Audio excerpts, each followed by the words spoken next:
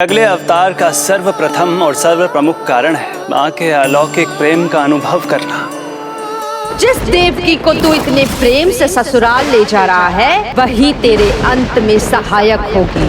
तेरा काल तेरी प्रिय बहन के गर्भ से उसकी 8वीं संतान बनकर जन्म लेगा। कौन है आप? मुझे आपसे भय लग रहा है। आप मेरे भैया नहीं हो सकते। सही कहा तूने। जो मेरे विनाश को जन्म दे उस कुल घातिनी से मेरा कोई संबंध नहीं। महाराज, रक्त के संबंध क्रोध की अग्नि में मत झुलसाइए। जिस बहन को आपने बचपन से आज तक इतना प्रेम दिया, क्या वो आपके विरुद्ध किसी षड्यंत्र में सहायक हो सकती है? भला हमारी संतान आपका विनाश क्यों करेगी? अपनी नवविवाहित बहन पर कृपा कीजिए महाराज। अपने पुरुषार्थ से आपने कितने असुरों को युद्ध में पराजित किया है। आज वो सब दरबारी बनकर आपकी सेवा करते हैं। ये महापराक्रमी कंस, यदि वो मायावी असुर आपको हानि नहीं पहुंचा पाए तो ये आपकी बहन आपका क्या बिगाड़ सकती है? दया कीजिए महाराज, दया कीजिए। आप बीच में मत पड़िए कुंवर जी। सुना नहीं क्या? इसकी 8वीं संतान मेरा वध करेगी। जब मां ही नहीं बचेगी तो 8वीं संतान के जन्म का तो प्रश्न ही नहीं उठता। यदि ऐसा है तो आप मुझे मार दीजिए। जब मैं ही जीवित नहीं रहूंगा तो देवकी की संतान होने की संभावना ही समाप्त हो जाएगी। अपने बहनोई की हत्या का पाप मैं नहीं कर सकता। और बहन की हत्या का पाप कर सकते हैं? जिसे जीवन भर प्रेम दिया है उसके प्राण लेने का अधिकार है मुझे। प्रिय भैया, यदि आपको इस विषय में इतना संदेह है तो आप हमारी 8वीं संतान के प्राण ले लीजिएगा। बल्कि 8वीं संतान ही क्यों, उसका जन्म होने तक हमारी सभी संतानों का वध आप स्वयं अपने हाथों से कर लीजिए। स्वामी! हे मथुराधिपति, मेरी पत्नी को प्राण दान दे दीजिए। मैं महाराज शूरसेन का पुत्र वसुदेव आपको वचन देता हूं, अपनी 8 संतानों को जन्म लेते ही स्वयं आपके सामने प्रस्तुत करूंगा। अपनी 8 संतानों को जन्म लेते ही स्वयं आपके सामने प्रस्तुत करूंगा।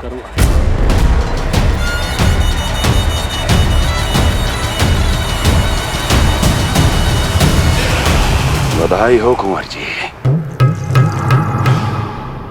अपनी पत्नी के प्राण बचाने में आप सफल हुए, किंतु आपकी संतानें इतनी भाग्यशाली नहीं होंगी। वचन स्मरण रहे।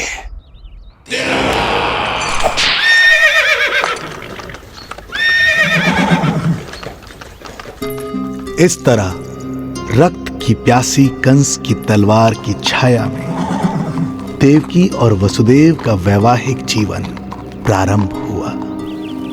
जब कंस की निर्ममता और वसुदेव के वचन का ये दुखद समाचार गोकुल पहुंचा तो हे नारायण, अर्थात राजा वसुदेव यदि कंस के सामने गिड़गिड़ाते नहीं तो रानी देवकी के प्राण चले जाते। हाँ नंदराज, और अब वो दोनों कंस के महल में हैं, किंतु वो महल भी उनके लिए किसी बंदी गृह से कम नहीं है।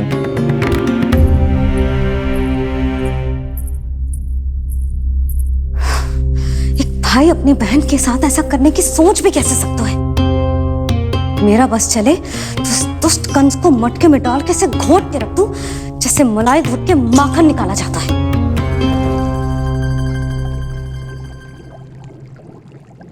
ना, माखन ना, जे कंस तो कीड़ा है। इसे तो पटक पटक के ऐसे मारना चाहिए जैसे कीड़ा निकालने के लिए धान के गट्ठर को पटका जाता है।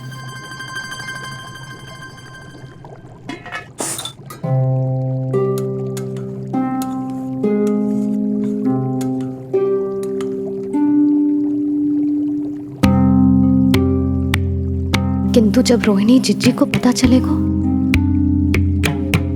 तो वो तो अपने आप को ही दोष देंगे, क्योंकि बालक ना होने के कारण उन्होंने ही वसुदेव जी को राजकुमारी देवकी के साथ दूसरा विवाह करने पर विवश किया था।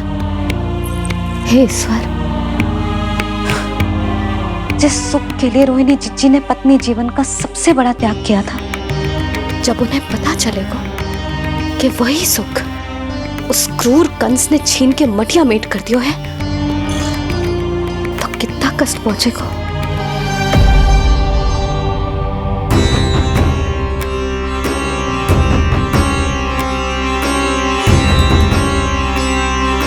रोहिणी जीजी,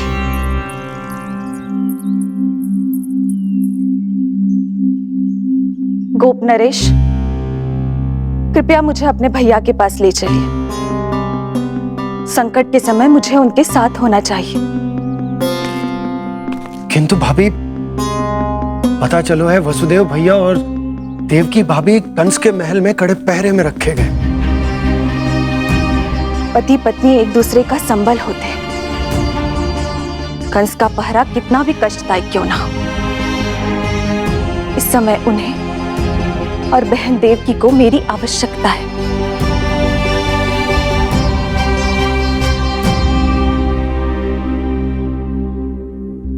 ये मेरी विवशता है कि यादव कुलदीपक होकर भी आपको इस महल में बंदियों की तरह रहना पड़ रहा है, और मैं कुछ कर भी नहीं पा रही। काश आपने मुझसे विवाह ही ना किया होता। तो क्या मैं अपने भाग्य से भाग पाता देवकी?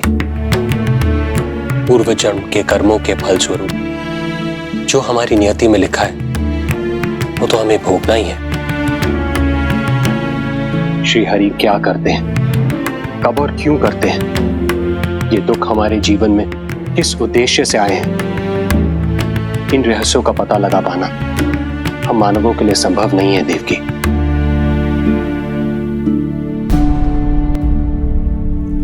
तो फिर चलिए यहां से भाग चलते हैं, कहीं ऐसे स्थान पर जहां भैया की छाया भी हम पर ना पड़ सके। नहीं प्रिय, कंस के गुप्तचरों की दृष्टि हम पर अवश्य होगी, और मैं ऐसा कोई कार्य नहीं कर सकता जिससे तुम्हारे जीवन पर कोई संकट आए। और मैंने उन्हें अपनी सभी संतानों को सौंपने का वचन भी दिया है। अपना वचन मेरे लिए प्राणों से भी अधिक महत्वपूर्ण है देवकी।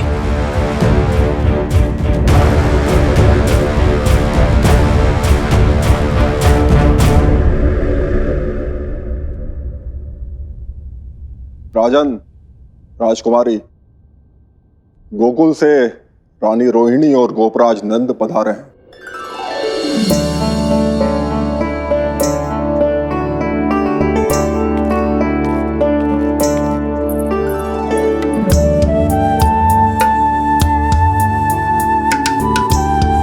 स्वामी,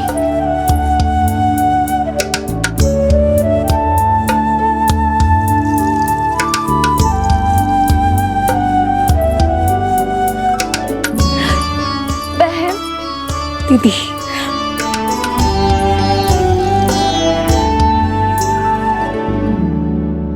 भाई नंद, जो आप हमारे लिए कर रहे हैं उसके लिए धन्यवाद शब्द बहुत छोटा है।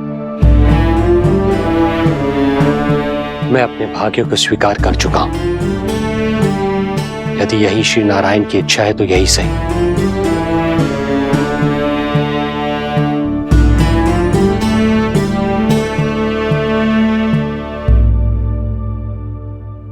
भाई नंद, इस समय मथुरा का वातावरण अनुकूल नहीं है, आपको जाना चाहिए। यशोदा भाभी भी चिंतित हो रही होंगी। उनसे कहिएगा हम यहां सुरक्षित हैं अभी तक।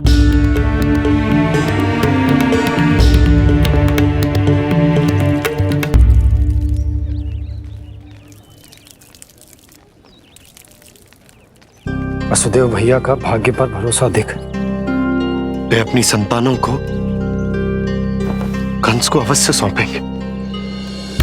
ईश्वर, इतना कठोर वचन, जब इसे निभाने का कठिन समय आएगा तो कैसा अनुभव करेंगे वे? उनका हृदय तो चकनाचूर हो जाएगा।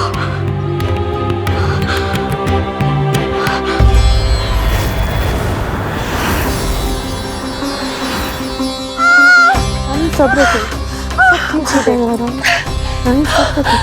देवकी, मैं महाराज शूरसेन का पुत्र वसुदेव आपको वचन देता हूं, अपनी 8 संतानों को जन्म देते ही स्वयं आपके सामने प्रस्तुत करूंगा।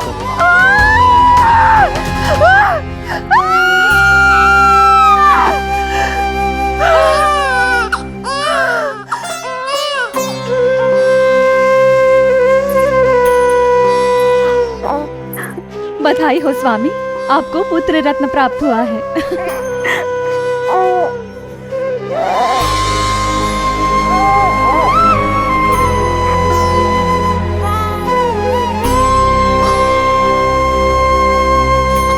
महाराज को पता चला तो क्या होगा?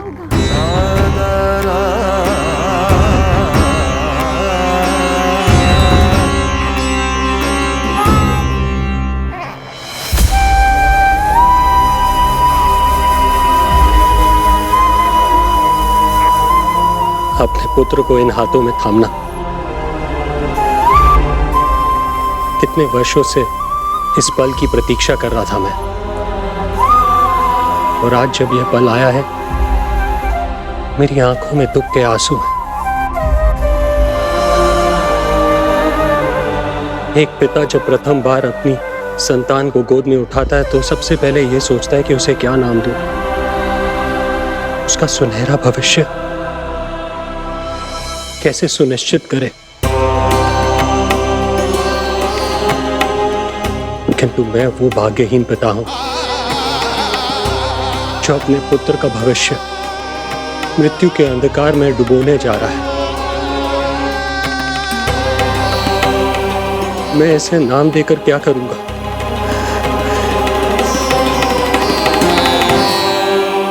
क्या आपके वचन का महत्व आपके पुत्र के प्राणों से अधिक है स्वामी?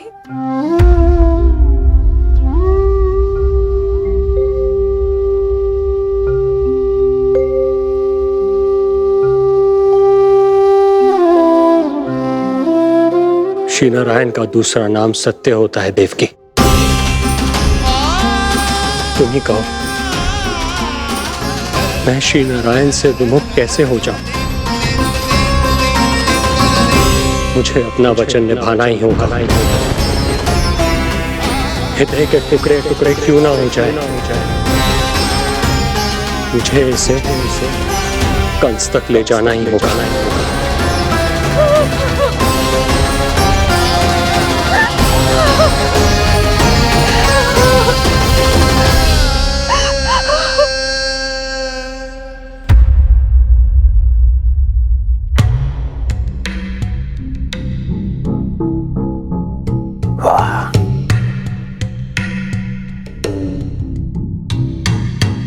इतना स्वादिष्ट भोजन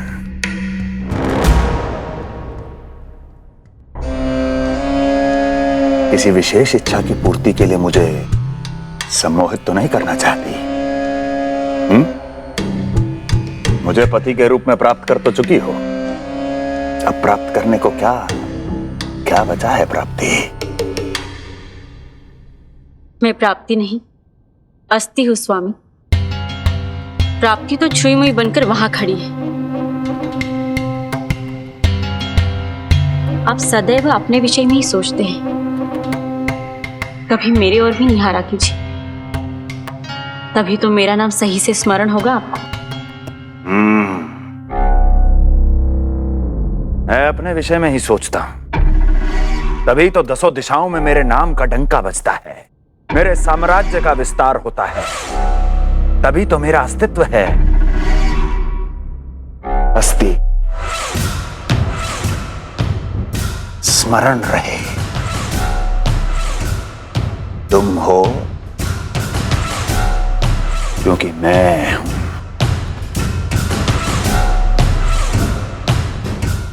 वन में यदि सिंह न हो तो उसके आश्रिति पर गीदड़ भी आक्रमण कर देते हैं। सिंह कभी अपने शत्रु को एक क्षण भी जीवित नहीं छोड़ता महाराज। आपने तो छोड़ दिया देवकी को। सिंह नहीं, आप वो गाय हैं जो अपनी कसाई से अथाह प्रेम करती है।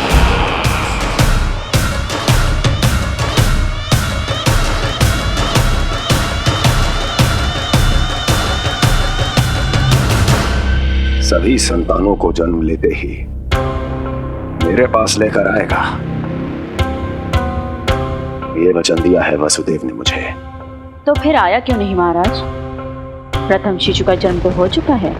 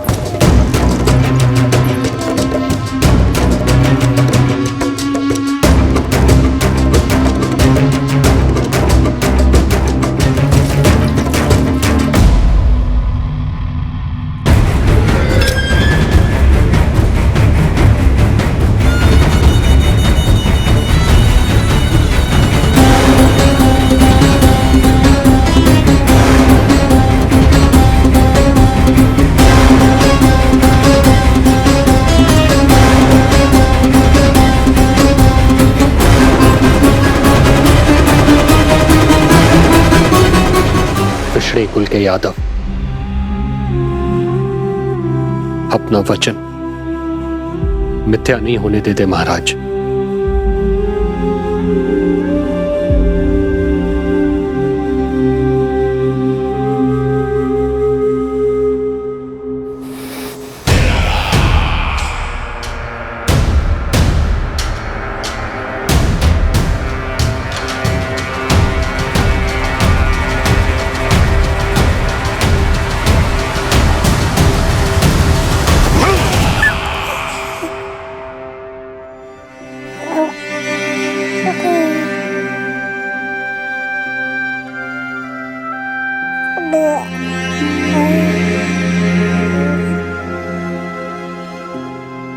ये देवकी का पुत्र है, मेरी बहन जो मुझे प्रिय हुआ करती थी, उसका प्रथम पुत्र है ये, मेरा प्रथम भांजा।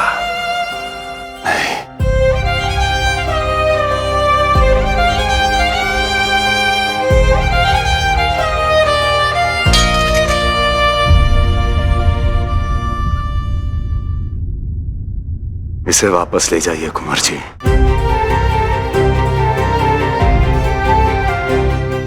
देवकी की प्रथम संतान से मुझे कोई संकट नहीं।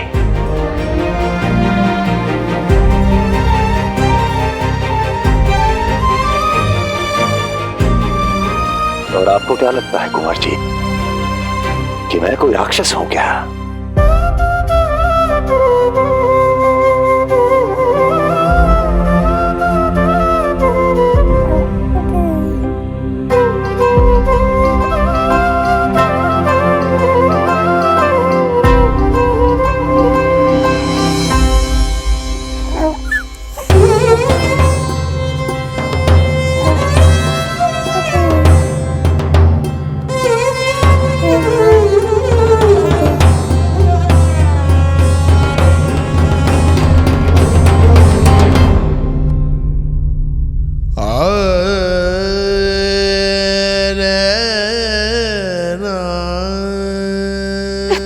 अपने गोद पे भी नहीं उठा पाई थी दीदी।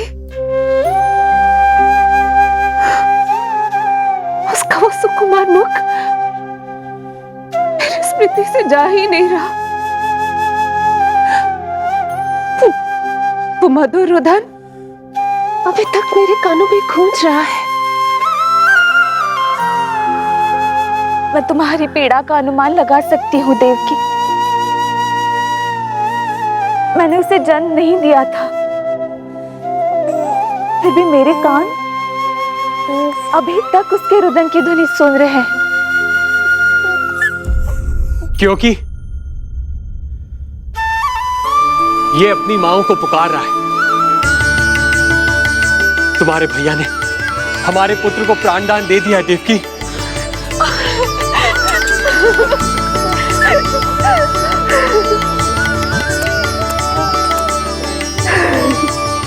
स्वामी, अब अपने पुत्र का नामकरण कीजिए।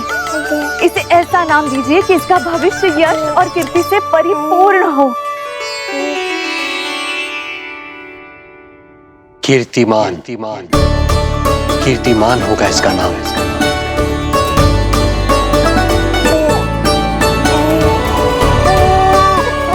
कीर्तिमान।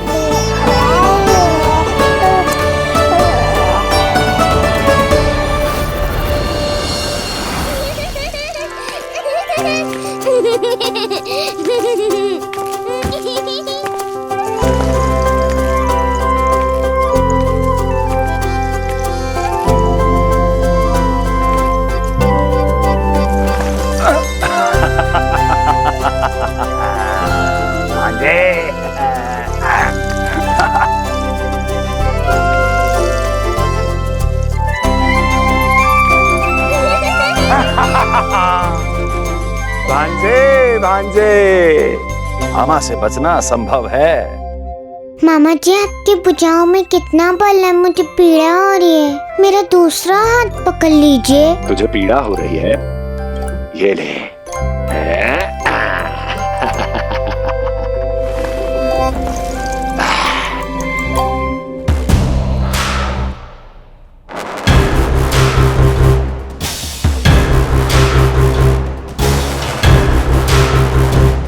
नारायण नारायण। मामा जी मूर्ख बन गए, मामा जी मूर्ख बन गए, मामा जी मूर्ख बन गए।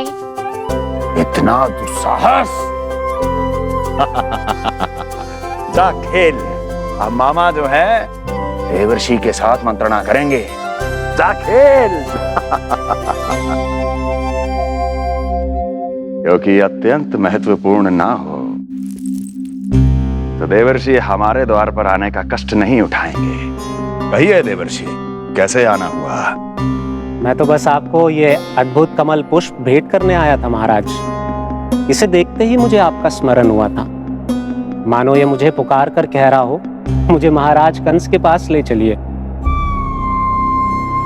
इसमें तो कुछ भी विशेष नहीं है देवर्षि। इसमें 8 पंखुड़ियां हैं महाराज, और 8वीं पंखुड़ी सबसे विशेष है। यदि विश्वास न हो तो आप स्वयं गिनकर देख लीजिए। आप मेरा उपहास कर रहे हैं देवर्षि।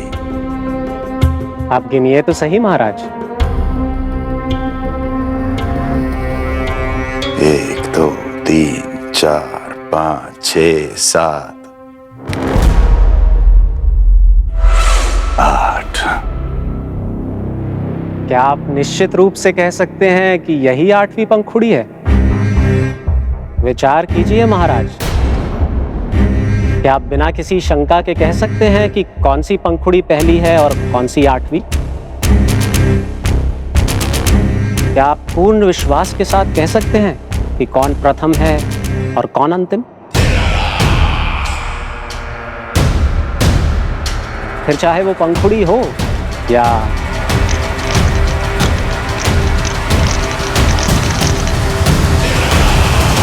सावधान करने के लिए धन्यवाद देवर्षि।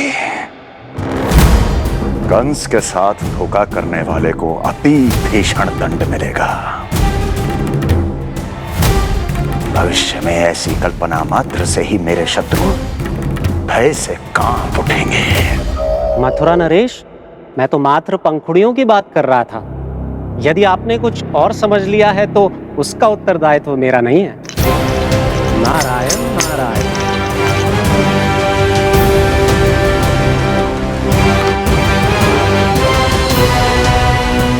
विचार कीजिए महाराज, क्या आप बिना किसी शंका के कह सकते हैं कि कौन सी पंखुड़ी पहली है और कौन सी आठवीं?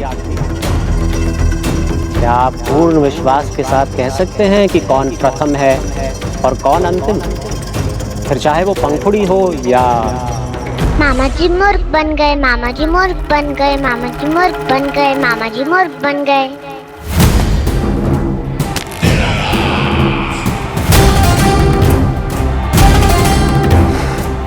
कंस को कोई मूर्ख नहीं बना सकता।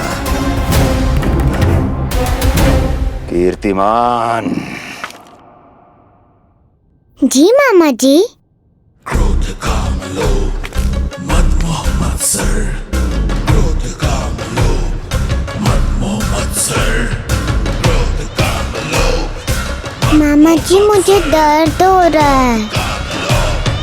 मद मोह मत्सर, क्रोध काम लोभ मद मोह मत्सर। स्वामी, ये कीर्तिमान के लिए कैसा लग रहा है? ये लीजिए स्वामी।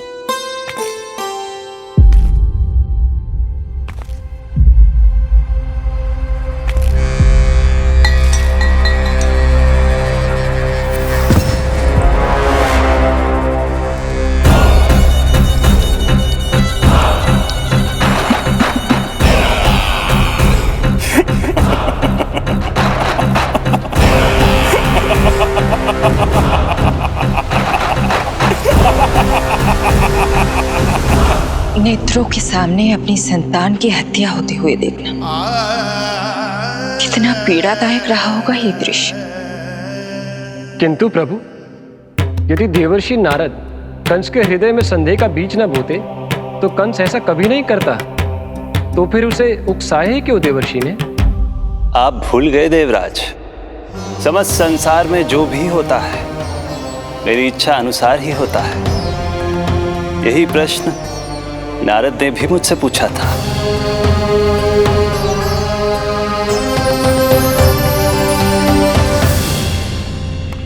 नारायण नारायण।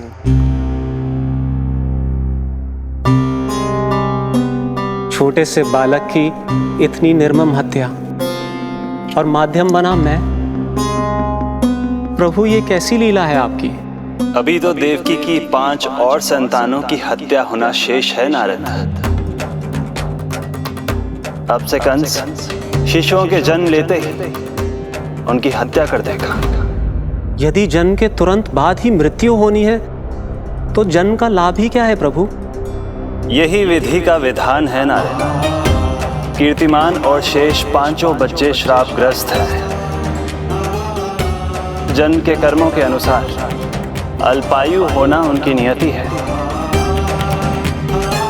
उनकी मृत्यु के बाद ही शेषनाग के अंश के रूप में बलराम और मेरे अंश के रूप में श्री कृष्ण का अवतार संभव होगा। नारायण नारायण।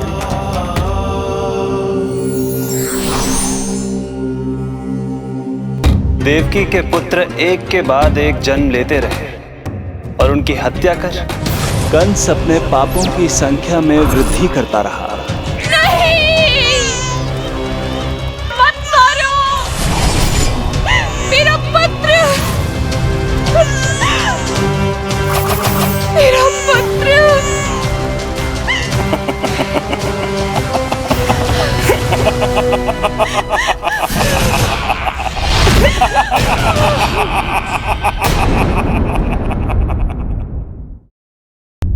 अब उसकी क्रूरता की कथा ऐसे मोड़ पर आ पहुंची जहां से वापसी असंभव है, क्योंकि अभी अभी उसने देवकी के छठे पुत्र का वध कर दिया है। हे प्रभु, कितना दुर्दांत है ये कंस। किंतु एक ही जन्म में एक साथ 2 माताओं का पुत्र बनने में उसने आपकी सहायता कैसे की प्रभु? उसके भय ने उससे ये कार्य सहज ही करवा दिया देवराज। जन्म लेते ही माता देवकी के सभी पुत्रों की हत्या कर उसने मुझे विवश कर दिया है। अब जीवित रहने के लिए मेरे अवतार को माता देवकी की कोख से जन्म लेने के तुरंत बाद मैया यशोदा के पास गोकुल जाना ही होगा। और इस प्रकार कंस के कारण एक ही जन्म में दो माताओं का पुत्र बनने का आपका वचन सत्य सिद्ध होगा। आपकी लीला अपरंपार है प्रभु। आप सब अब निश्चिंत होकर जाइए। मेरे अवतार के जन्म होने की घड़ी अब निकट ही है। हम धन्य हुए प्रभु। हम धन्य हुए प्रभु।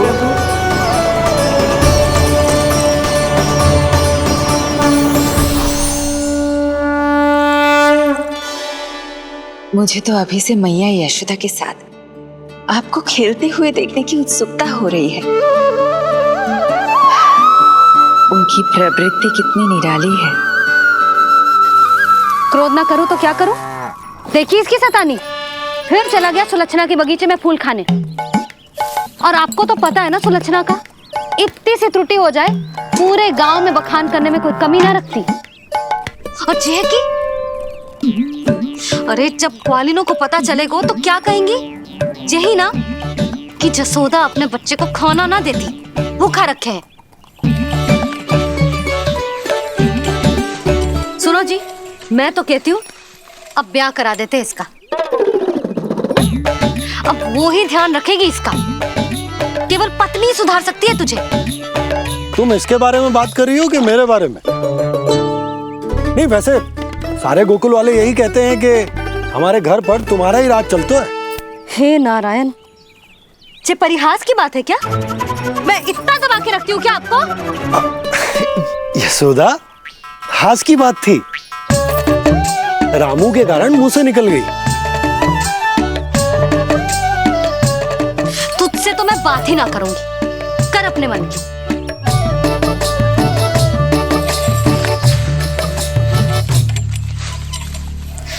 पता है तुझे मुझे कितना क्रोध आता है जब तू ऐसे बिना बताए घर से चला जाता है। प्रेम है जे मेरा, चिंता है मेरी। तुझे कुछ हो जाए तो अपना लल्ला माना है तुझे।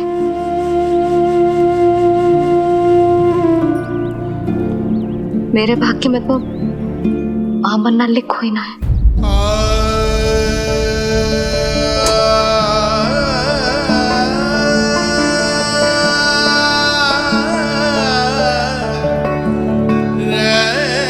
यशोदा,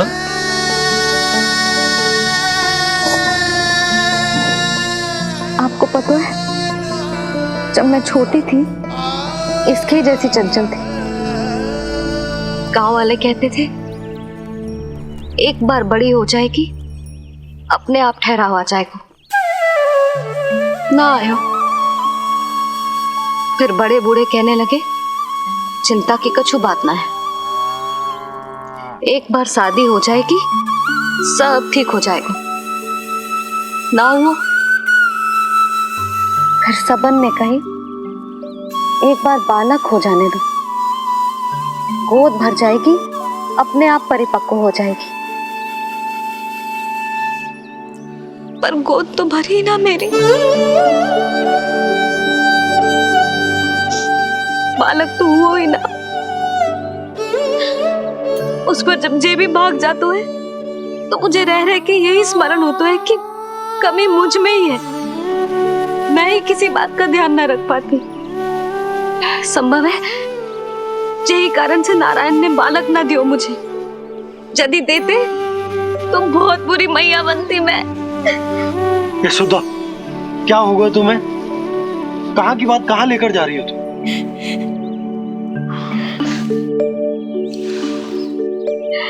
बालक अवश्य होगा हमें,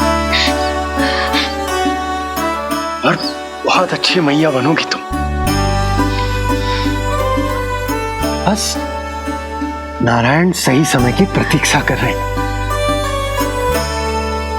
मेरी तो ना सुन रहे बे। आप ही कह दियो उनसे अब और प्रतीक्षा ना होगी मुझसे।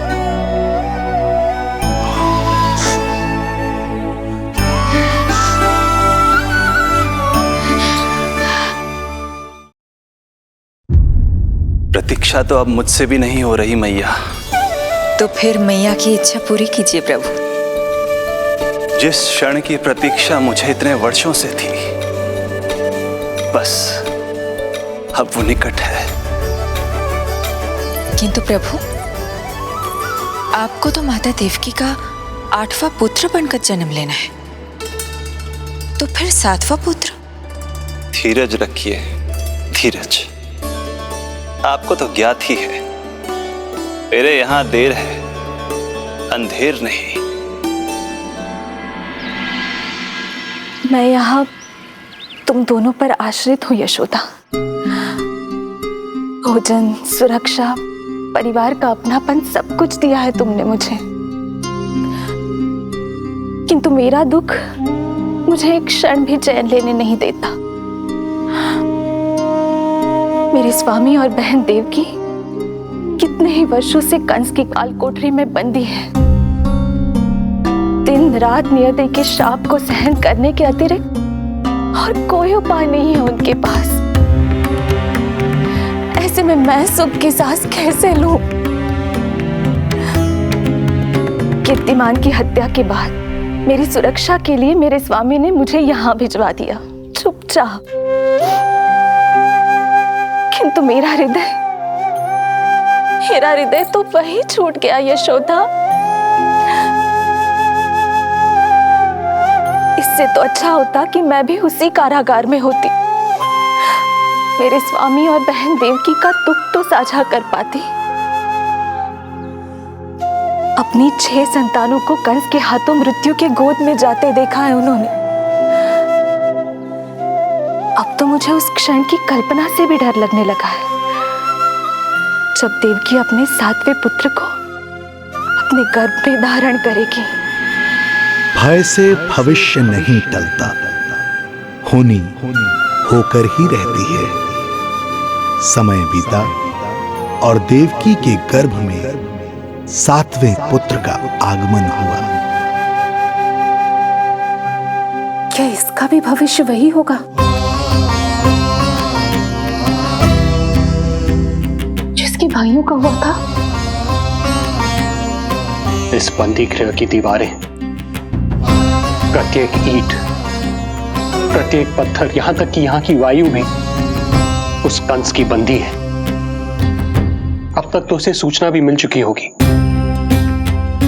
वो निर्दयी, क्रूर प्रतीक्षा कर रहा होगा कि कब तुम्हें प्रसव हो और कब उसकी तलवार हमारे नन्हे शिशु,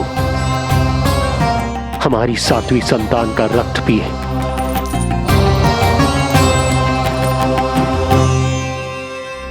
दुर्जन, तुम देवकी की कालकोठरी के बाहर स्वयं उपस्थित रहोगे, प्रत्येक पल 8वां प्रहर। जैसे ही शिशु पहली श्वास ले, तुम मुझे सूचित करोगे। अवश्य महाराज, आज्ञा दें।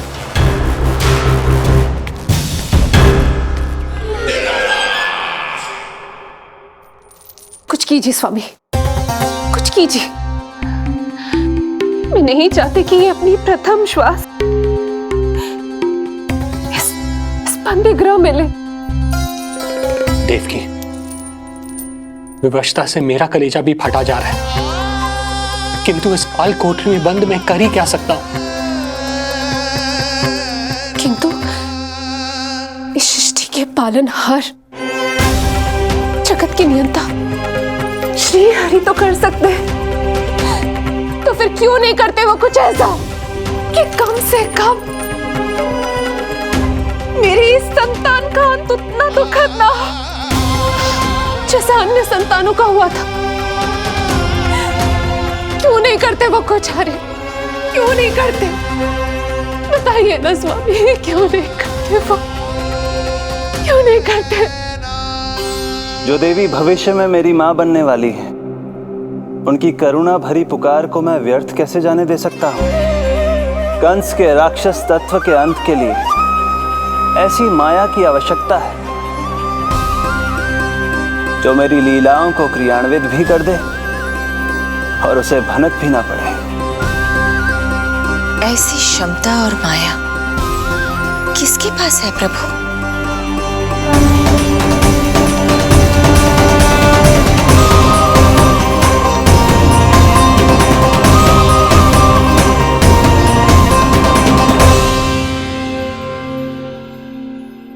ओम नमो आकर्षणी ज्वाला मालिनी, ओम नमो भगवती क्लेशनाशिनी।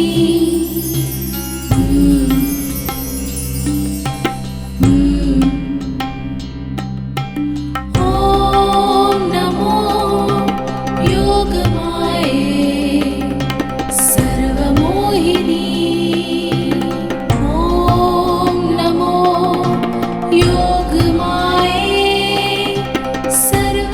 आज्ञा दीजिए प्रभु। माता देवकी का गर्भपात करके उस संतान को रानी रोहिणी के गर्भ में स्थापित कीजिए देवी।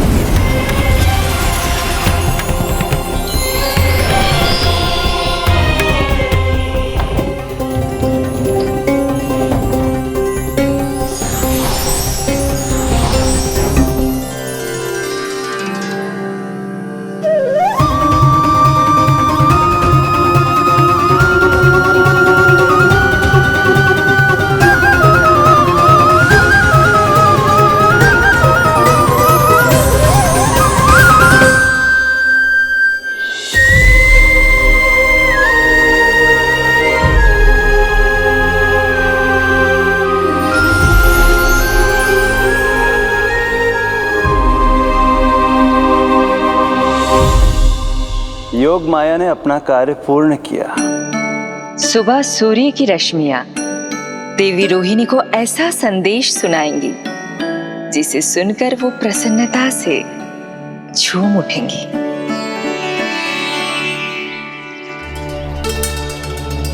यादव कुल के नए राजकुमार के आगमन पर बहुत बहुत शुभकामनाएं रानी।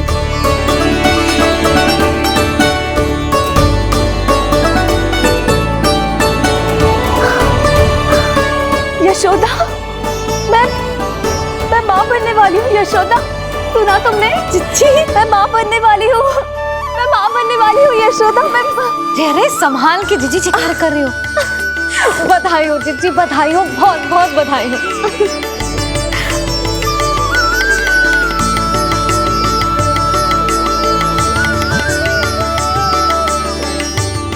विधि का विधान भी विचित्र होता है।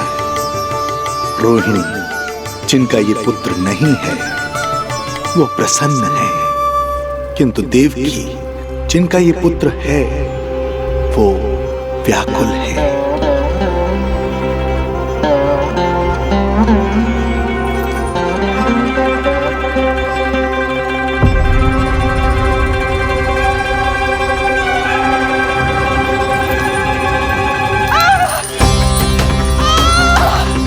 क्या हुआ देवकी? तुम ठीक तो हो? स्वामी, स्वामी मेरा पुत्र, स्वामी हमारा पुत्र चला गया। स्वामी हमारा पुत्र चला गया।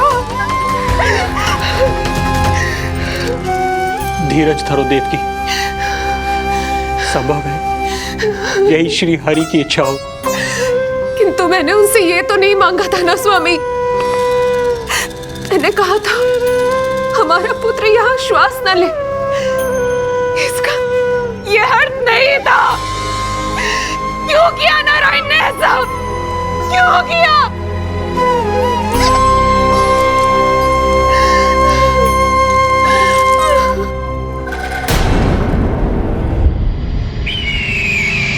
तो ये सत्य है महाराज, राजकुमारी देवकी का गर्भपात हो गया है। बच गया वो शिशु। किंतु यदि मेरे हाथों उसकी मृत्यु होती तो अधिक कष्ट होता उसे। सुख में समय पंख लगाकर उड़ता है। शीघ्र ही रोहिणी के प्रसव का दिन आ पहुंचा और उसने एक स्वस्थ और सुंदर बालक को जन्म दिया।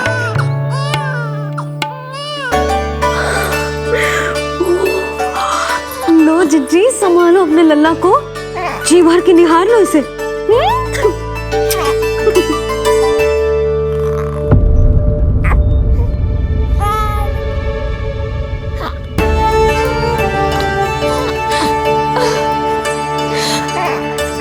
मेरा पुत्र राजकुमार।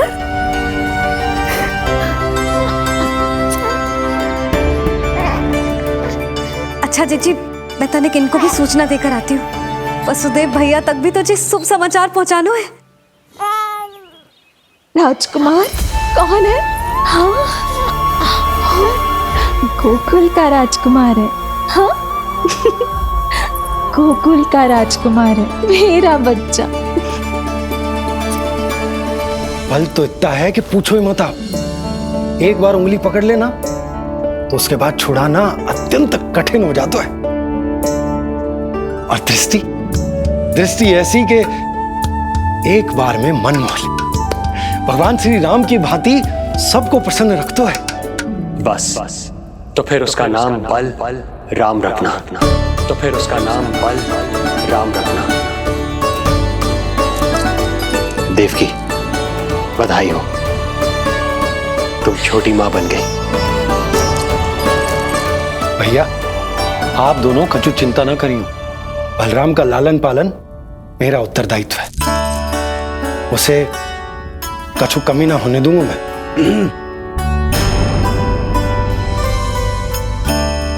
मुझे चलना चाहिए।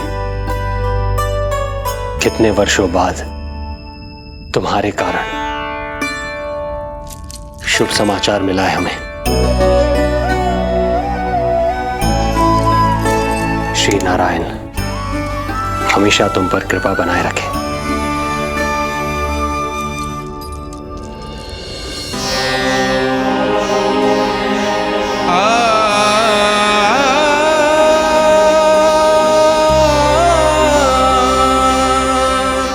आपको बहुत बहुत बधाई हो स्वामी।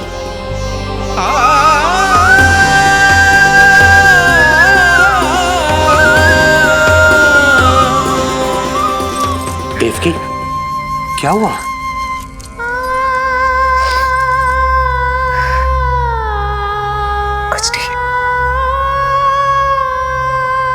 रोहिणी दीदी ने आपको वो सुख दे दिया जो मैं कभी ना दे सकी। उन्होंने आपको संतान दे दी,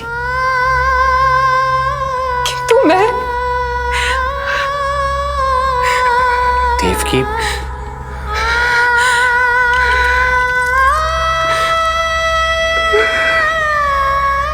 इस समय जो व्यथा माता देवकी की है वही पीड़ा माता यशोदा की भी है।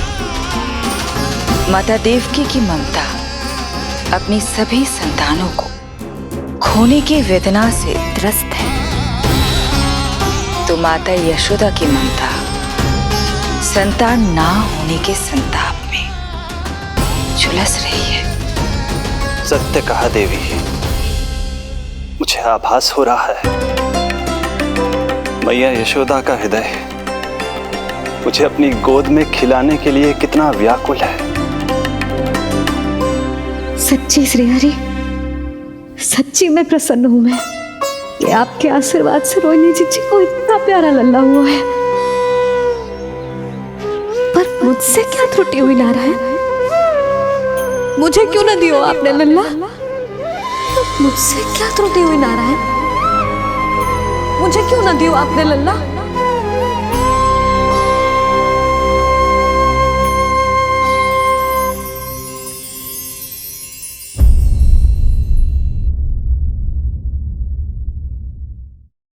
भाद्रपद माह की अष्टमी तिथि को तेरे लल्ला का जन्म होगा। मैं मैया बनने वाली हूँ।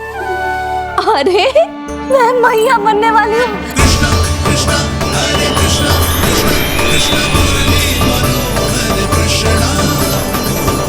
भाद्रपद माह की अष्टमी तिथि को तेरे लल्ला का जन्म होगा। मैं मैया बनने वाली हूँ। अरे मैं मैया बनने वाली हूँ।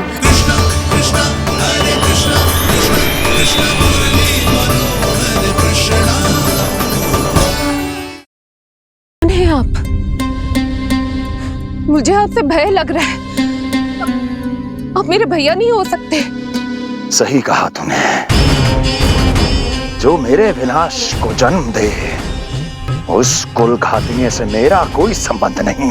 महाराज, रक्त के संबंध क्रोध की अग्नि में मत झुलसाइए।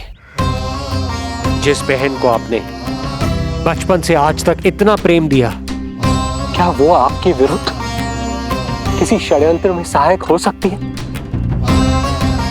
भला हमारी संतान आपका विनाश क्यों करेगी?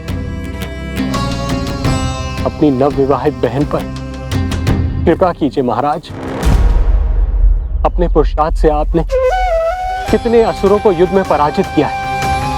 आज वो सब दरबारी बनकर आपकी सेवा करते हैं। हे महापराक्रमी कंस, यदि वो मायावी असुर आपको हानि नहीं पहुंचा पाए तो ये आपकी बहन आपका क्या बिगाड़ सकती है? दया कीजिए महाराज, दया कीजिए। आप बीच में मत पड़िए कुंवर जी। सुना नहीं क्या? इसकी 8वीं संतान मेरा वध करेगी। जब मां ही नहीं बचेगी तो 8वीं संतान के जन्म का तो प्रश्न ही नहीं उठता। यदि ऐसा है तो आप मुझे मार दीजिए। जब मैं ही जीवित नहीं रहूंगा तो देवकी की संतान होने की संभावना ही समाप्त हो जाएगी। अपने बहनोई की हत्या का पाप मैं नहीं कर सकता। फिर चला गया सुलक्षणा के बगीचे में फूल खाने। मैं तो कहती हूँ अब ब्याह करा देते इसका। अब वो ही ध्यान रखेगी इसका। केवल पत्नी सुधार सकती है तुझे। तुम इसके बारे में बात कर रही हो कि मेरे बारे में? लो जिज्जी, संभालो अपने लल्ला को।